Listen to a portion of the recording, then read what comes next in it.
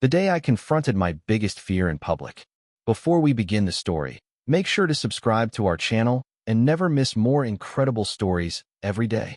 My name is Jordan Miles, and I'm here because the city's water tests were tampered with. The red timer light on the podium blinked like it was counting down to my humiliation. The council chamber was packed, parents clutching bottled water, reporters in the back, my coworkers lined up in matching polos. A camera hummed from the balcony, and the live stream chat scrolled fast enough to make me nauseous. Councilwoman Rivera tapped her mic. "Mr. Miles, you have 3 minutes. State your role." My mouth went desert dry. Then my throat tightened. Then the stutter waited behind my teeth like a fist. I clutched my notes, bullet points, dates, log numbers, because neatness was how I disguised panic. I was a lab tech for the water quality division. Chlorine residuals, coliform screens, turbidity checks. I signed the chain of custody forms before samples went anywhere. Last week, the city issued a boil water advisory after dozens of kids got sick. The headline called it a failure of oversight. Mr. Hale, our director, called it an unfortunate mistake by a junior employee. That junior employee was me. Heat climbed my neck. My jaw tried to lock. Casey sat behind me, close enough that I could hear her slow, steady breathing. Dr. Nguyen taught me to pick one face and speak to it, not the room. So I looked at Rivera and pretended she was the only human there. I'm the block hit hard. The room shifted. Someone laughed quietly, then stopped when Rivera glared. I forced air out. I'm the water quality technician for the North Plant, and I didn't falsify those results. Rivera's eyebrows lifted. Then who did? My heart slammed, because the truth wasn't a hunch. It was a folder on my lap, printouts, screenshots, and a voicemail I'd replayed until my hands cramped. If I froze, I didn't just lose my job. I helped them bury what happened.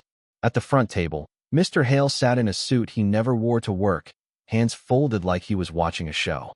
He still didn't look angry, just interested, like he was sure I'd break first. I lifted the folder onto the podium and nodded to the clerk.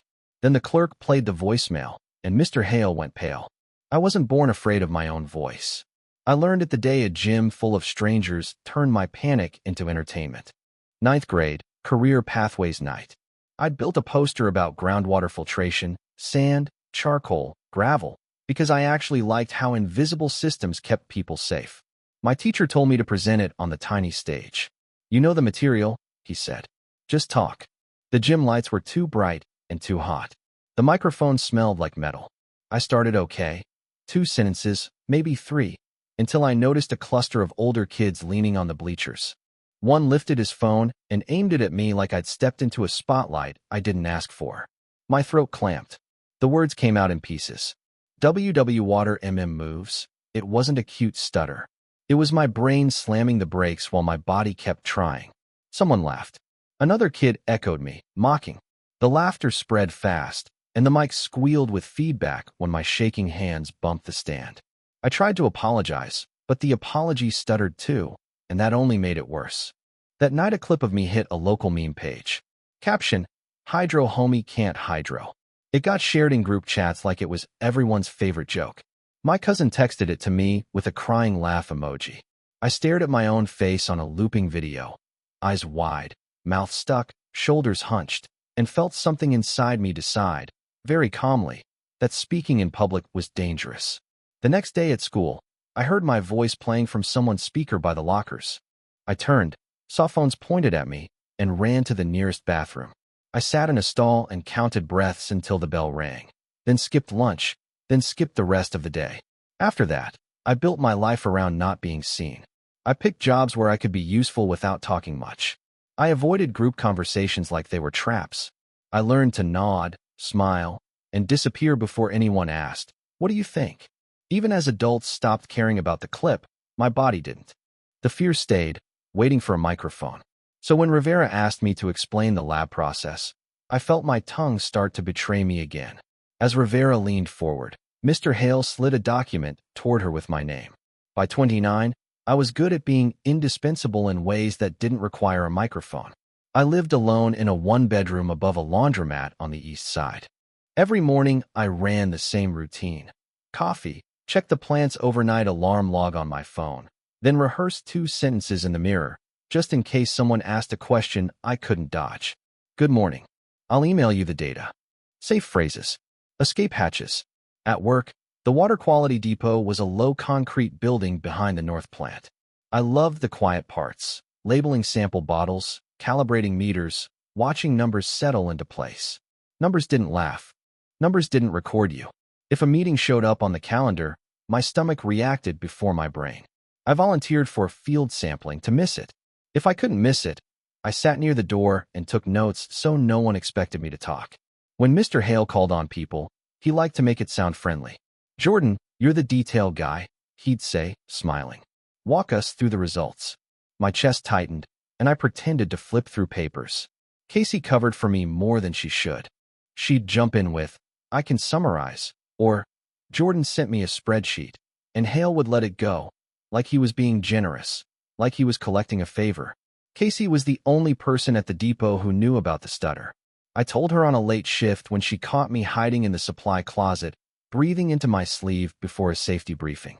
"I don't care if you stutter," she said. "I care if you faint and crack your skull." I laughed, because it was easier than explaining that it wasn't the stutter I feared. It was the moment people decided you were less than them because your body didn't cooperate. Dr. Nguyen called it anticipatory shame. She made me write down what I believed would happen if I lost control. People would stare, someone would smirk, and I'd become a joke again. So I picked safety over visibility. I let Mr. Hale do the press conferences while I ran the tests that made him look competent. That worked, until the week the water made people sick and the spotlight swung toward the lab. The first sign was an email in all caps, "Urgent, media inquiry." When I opened it, my name was already in the subject line. The email was from Mr. Hale, sent at 6:12 a.m. Subject line: "Jordan, need clarification ASAP." Body text: "Come to my office before your shift. Bring last week's coliform sheets." My hands started sweating before I even got out of bed. At the depot, people weren't joking like usual. They were huddled, whispering. Casey caught me by the sleeve. "You hear about the elementary school?" she asked. "No. Kids got sick. Parents are losing it. News vans are outside." In the lab, sample bottles sat in rows with neon labels. Someone had scrawled "rerun" across 3 of them. I opened the logbook and felt my stomach drop. The pages for Monday and Tuesday were signed with my initials. I hadn't been in the lab Monday or Tuesday. I'd been in the field with Casey, collecting hydrant samples. There were photos on my phone, timestamps, GPS, our muddy boots by each address. Before I could say anything, Mr. Hale appeared in the doorway like he'd been waiting for the exact moment I noticed. "Jordan," he said, smooth. "Good. Come on." His office was too tidy, too quiet. On his desk, a stack of paperwork with sticky notes and a printed email thread. He didn't invite me to sit. "We have a situation," he said. "The mayor wants answers. The media wants a name." "A name for what?" I asked, though my ribs already felt tight. Hale tapped the stack. "For why Tuesday's preliminary results were marked negative in our internal summary, when the rerun was positive." I didn't. He raised a palm. "I'm not accusing you. I'm asking you to help me understand. These are your initials." He slid the sheets closer. The handwriting looked like mine at first glance, blocky, neat, but the little habits were wrong. The twos. The way the G looped. It was a careful imitation. "I wasn't in the lab," I said. My voice wobbled. "Check the field schedule." Hale's smile stayed friendly while his eyes went flat. "Schedules can be adjusted. Memories can be fuzzy. We just need consistency, Jordan." Then he pushed a pre-written statement toward me. "If you sign this, we can protect the department." At the bottom it read, "I take full responsibility for the reporting error." I looked up and saw Mr. Hale's phone recording on the corner of his desk. I didn't sign the statement. My pen hovered over the line while my brain ran through consequences like a warning label. If I signed, I lied. If I didn't, I became the obstacle between Mr. Hale and his tidy narrative. "I need time," I said. Hale's voice stayed soft.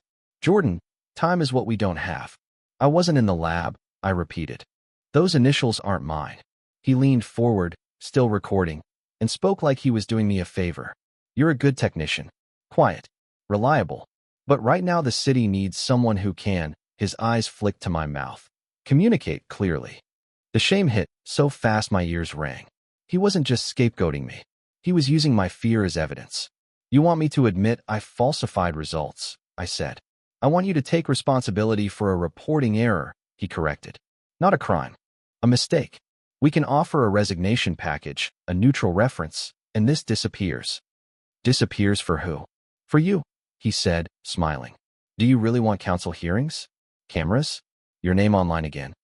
That last line landed exactly where he aimed it. I stood up so quickly my chair shrieked. Turn off the recording. He didn't. He just watched me. I'm trying to protect you. I walked out with my hands shaking so badly I could barely grip my keys. In the hallway, I called Casey, and when she answered, I couldn't get the first word out. Hey, she said instantly. What happened? He tried to get me to sign something. Of course he did, she snapped. Leave. Now. Don't be alone with him. I was still in the parking lot when my phone pinged. An all-staff email from Hale, 9:03 a.m. Subject line, Administrative Update. Body. Jordan Miles has been placed on leave pending review. My vision blurred. In one sentence, I'd become a liability, a convenient explanation. I knew what came next. A calm quote on the evening news, my name attached to every sick kid. Casey texted me a screenshot 2 minutes later. It was a draft press statement, and it said I failed protocol knowingly. Being put on leave didn't mean I stopped caring about the water. It just meant I was locked out of the lab that held the answers. That night, Casey came to my apartment with a look that said she'd already broken rules for me. I'm not letting him do this, she said, setting her laptop on my kitchen table. She slid a flash drive over like it was contraband. I grabbed what I could before IT notices. Grabbed what? LIMS exports. Access logs. Chain of custody scans. LIMS is our lab system. Every sample gets an ID. Every test gets a timestamp. Every change ties to a login. Casey opened a spreadsheet. Login _ audit _ 2026-01-04 to _ 2026-01-08 CSV. She tapped one row. User, Miles. Date, January 5th, 2026. Time, 7 hours 14 minutes and 33 seconds. Action, result edited. Station, Lab 02. January 5th was Tuesday. 7:14 a.m. was when Casey and I were at Hydrant 14B on Lakeview, freezing and joking. My phone had a photo from 7:16. Casey flipping off the camera, my gloved hand in the corner. I didn't touch Lab 02. I said, the words thin. I know, she said. Now look at this. She pulled up a screenshot from the security terminal. North Plant _badge report. My badge ID showed in at 7:05 and out at 7:07. 2 minutes, just long enough to swipe a door and make it look like I'd been inside. I wasn't there, I said, and my stomach sank. Someone cloned my badge. Casey nodded. Or someone used it. Then she opened the chain of custody scan for sample ID NP 0105-233. The form existed, but the signature box, where the technician certifies custody, was blank. It's missing, Casey said, like it was scanned before it was signed. I stared at the empty square, and then at the tiny note in the corner, rescan requested by R. Hale. My pulse sped up. This wasn't sloppy. It was deliberate. What do we do? I asked. Casey's jaw tightened. We dig quietly, and we don't let him know we have this. On my phone, a new voicemail notification popped up from an unknown number. When I pressed play, Mr. Hale's voice filled my kitchen. The voicemail sounded like honey poured over a threat. Jordan, Mr. Hale said, calm. Don't make this harder. Call me back before you talk to anyone else. No number attached. Just a blocked caller and that smooth certainty. Casey and I didn't call him back. We treated the depot like a crime scene we weren't allowed to tape off. I built a timeline from our field photos, minute by minute, while Casey pulled screenshots during her shift and sent them like she was sliding evidence across a table. First came a maintenance record, WO 44721, created January 4th, 2026, 1652. Issue, chlorinator feed line leak, temporary patch. Status, closed. Closed by rail.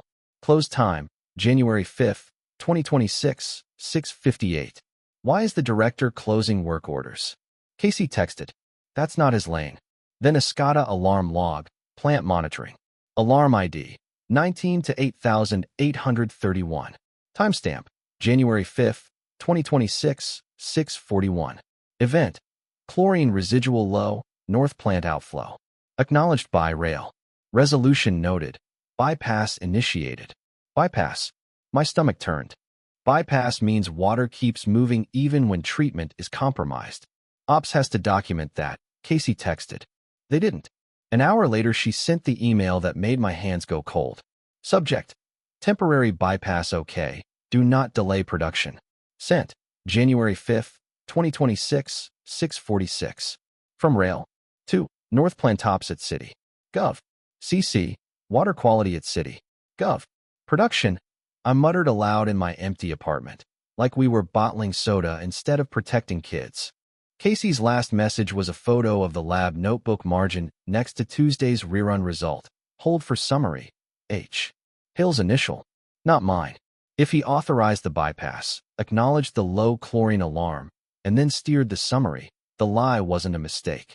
It was a plan with steps. I opened my laptop and started drafting a formal complaint to the city's ethics portal. My cursor hovered over submit, and my chest felt tight for a different reason than panic. Then my phone buzzed with a new text from an unknown number, a photo of my front door. A second text followed. Next time, the door won't be the only thing photographed. The threat text should have scared me quiet. Instead, it made one thing obvious. If Mr. Hale would photograph my front door, he'd been comfortable crossing lines for a long time. Casey and I stopped treating Tuesday as an isolated disaster and asked a sharper question. How long had he been doing this? I called her and kept my voice low. Can you search the login audit for my username further back? She hesitated. Jordan, that's risky. Just a few random weeks, I said. 2 hours later, she sent a new file. Login_audit_2025-10_ to 2026-01 CSV. My stomach dropped as I scrolled. My username showed result edited on lab 02 over and over. Always early morning, always right before the daily summary. Casey followed with badge logs. Same pattern. My ID in for 2 minutes. Out. At times I knew I was asleep. It wasn't a one-time forgery. It was a routine. What was he changing? I texted. She replied with a photo of an old binder from the storage closet. Compliance summaries, Q4.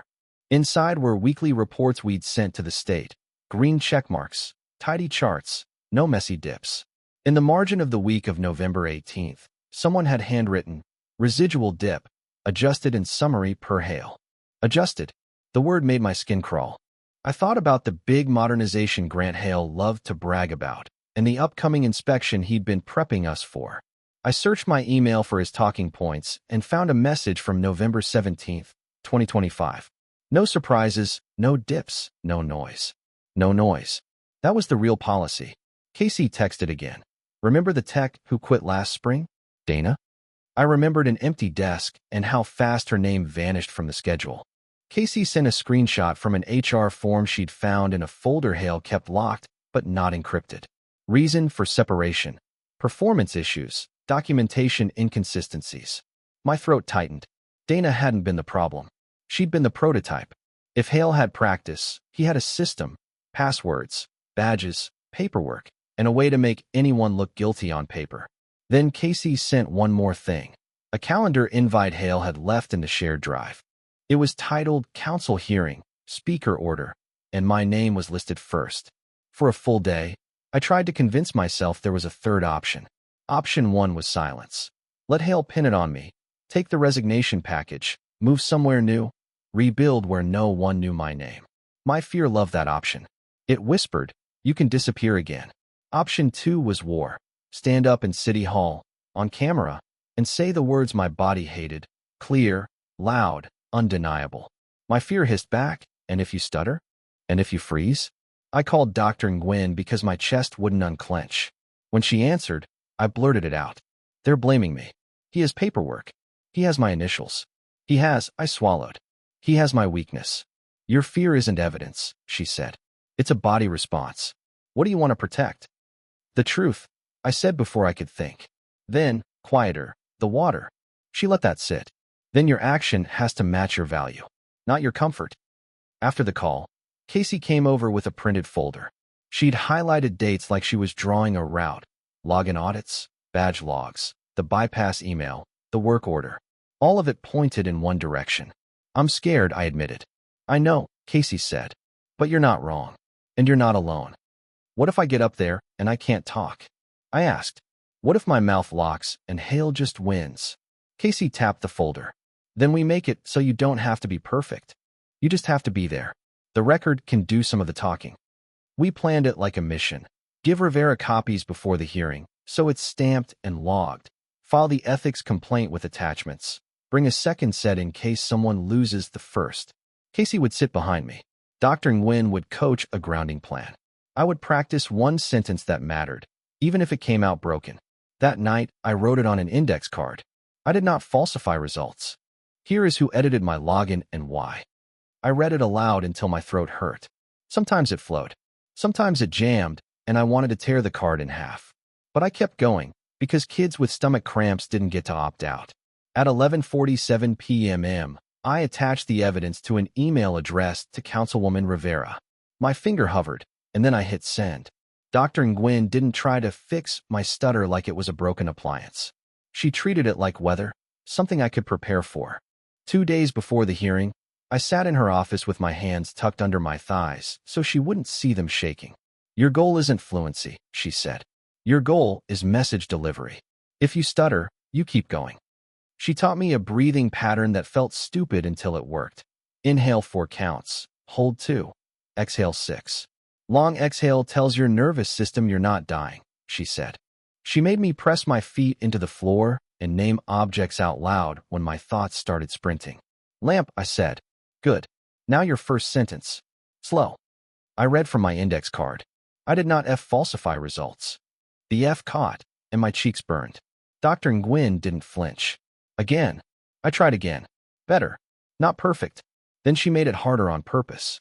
She set a timer that flashed red like the podium light and interrupted me mid-sentence, the way council members do when they're impatient. What's your role? She snapped. My throat locked. Heat rose. 9th grade flashed behind my eyes. Dr. Nguyen lifted a hand. Pause. Breathe. Restart. I hated how hard normal was. That night, I tried one small, real test. I went to the corner deli and ordered at the counter instead of using the app. The cashier waited. The line behind me shifted. See, can I get a... My words jammed, and a guy behind me sighed loud enough to feel like a shove. My pulse spiked. I almost bolted. Instead, I planted my feet, forced the long exhale, and focused on the cashier's face like it was the only thing in the room. Can I get a turkey sandwich? I finished, voice shaking. The cashier nodded like it was nothing. The world didn't end. But my shirt was damp with sweat when I walked out, and my hands trembled so badly I dropped the receipt. Back home, Casey called. Rivera's office confirmed they got your email, she said. She wants to talk before the hearing. My stomach flipped. When? Tomorrow morning, Casey said. And Jordan. Hale scheduled a pre-brief too. I stared at my index card until the letters blurred. Then my phone buzzed with a calendar update that added Hale as an attendee. The next morning, I walked into City Hall feeling like I'd stepped onto a stage. Councilwoman Rivera met us in a small conference room.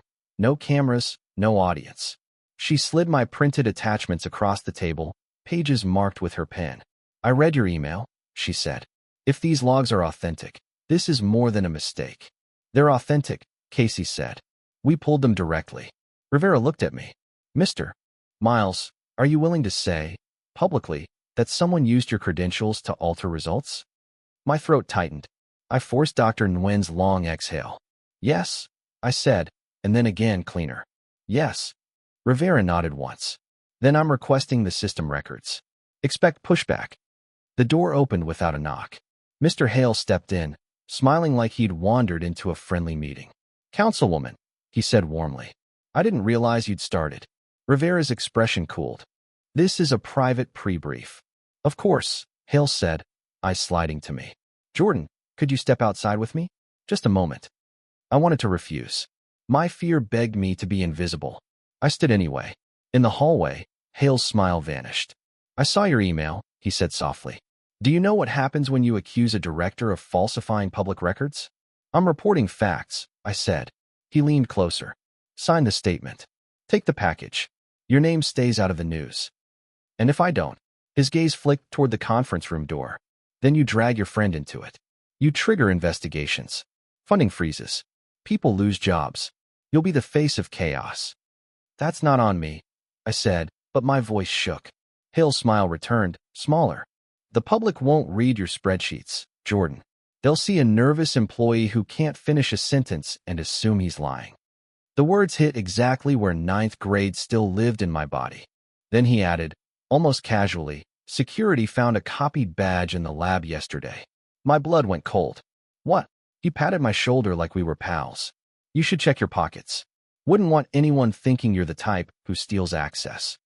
When I walked back into the room, Casey's face told me she'd heard enough. She whispered, Jordan, he's setting the trap for today, not the hearing. The hearing started at 6 p.m., but City Hall felt crowded by 5:12. Outside the chamber, a folding table held speaker sign-in sheets and blue public comment rules flyers. 3 minutes per person. No yelling. Address remarks to the council. The rules looked reasonable until you realized they were written for people whose bodies didn't revolt at being watched. A local reporter stood near the doors, phone raised. We're live, she said. Tonight's about the boil water advisory and alleged lab misconduct. Alleged misconduct, my name without my name. Inside, rows of seats faced a long dais, microphones glowing red. The live stream screen showed chat messages popping up. Who messed up? Is it safe now? Fire them. Rivera sat centered with a gavel. Hale sat beneath her, immaculate in his suit, a binder open like he'd written the script. He glanced up when I entered and smiled, as if we shared a joke. A security officer stood by the wall. He wasn't there at normal meetings. His eyes tracked me a beat too long. My heart started sprinting. My hands went cold. The stutter hovered, hungry. Casey squeezed my elbow. Breathe. 426. I inhaled, held, exhaled. The edges stopped pulsing. The clerk announced, public comment will begin after the department presentation. Speakers will be called in the order submitted. I watched the clerk flip the sign-in pages, and my stomach dropped. There, in thick black ink that wasn't mine, was my name listed first, Jordan Miles, time slot 6:41 p.m. I didn't sign up first, I whispered. Casey's eyes narrowed. He did. Hale stood to present. His voice carried effortlessly, the voice of a man who never feared a microphone. We take full responsibility, he said.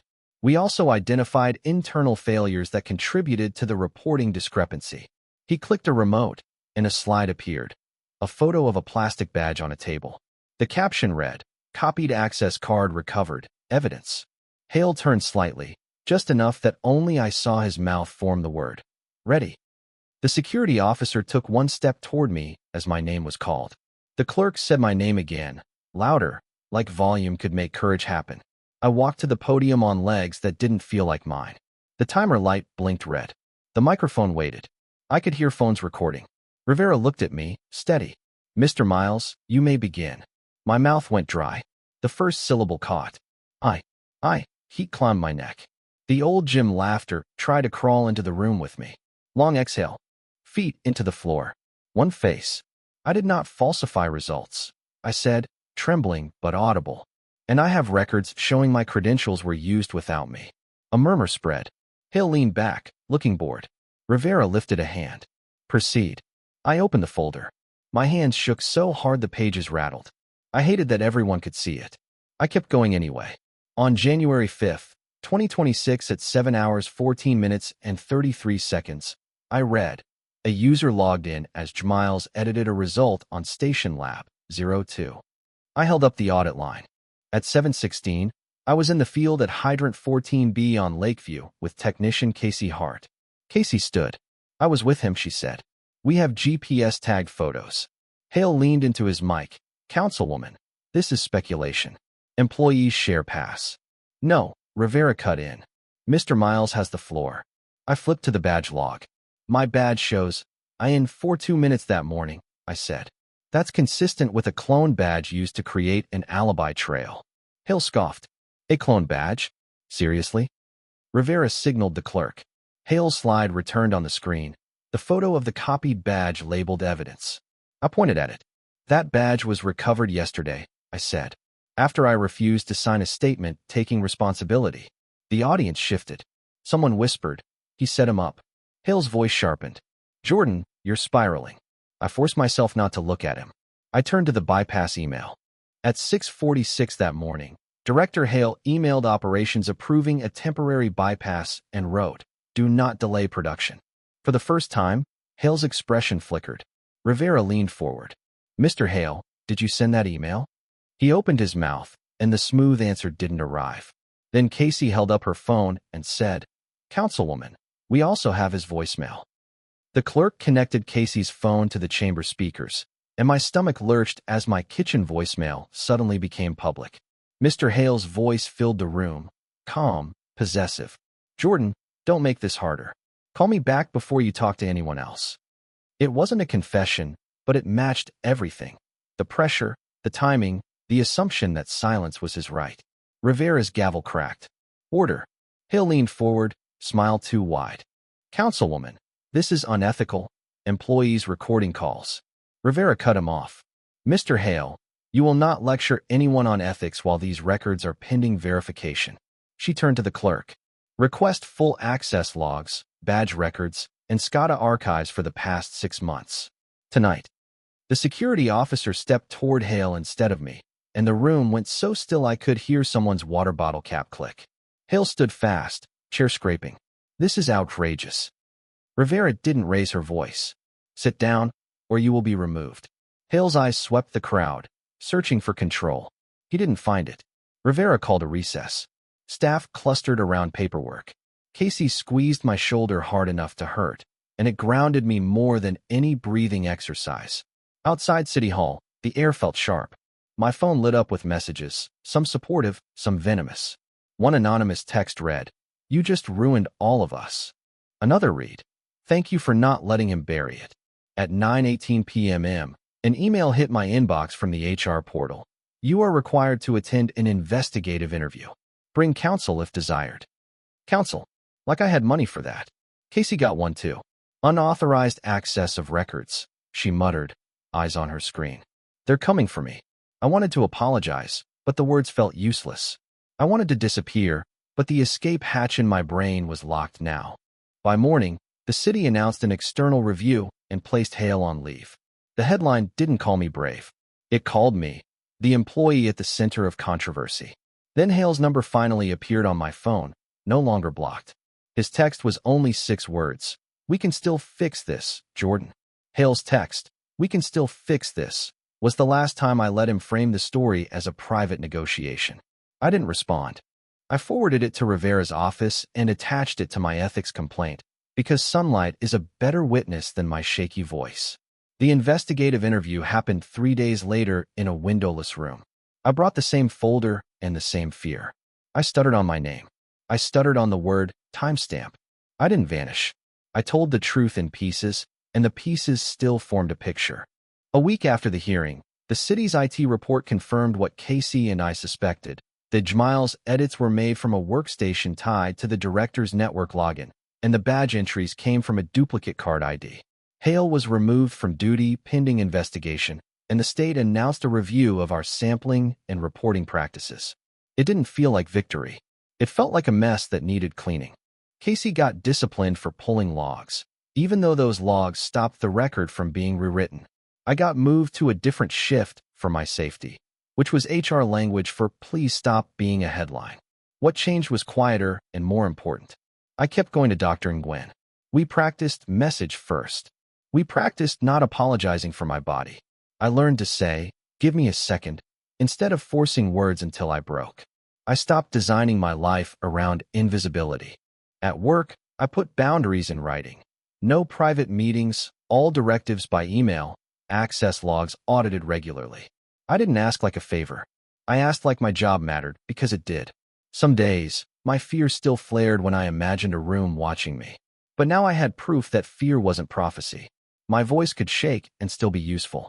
If your fear is public judgment, here's my practical takeaway.